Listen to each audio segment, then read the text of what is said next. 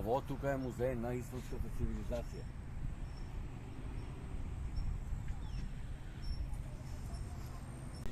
Не знаеме од кај, се е празно, нема ништо.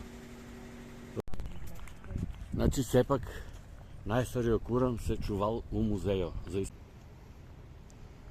Одеме да вадеме карти.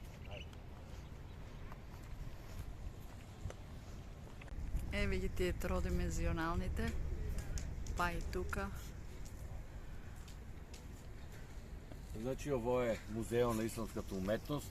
За жал не можеме да го посетиме, ради тоа што има некои барања што ние не ги исполнуваме, што се однесуваат на дрес код и други некои ситници. Не било дозволено сликање, снимање.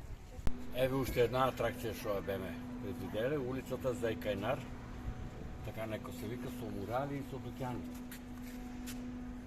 Да, ено сме на почеток, сега ќе видим што има. Аха.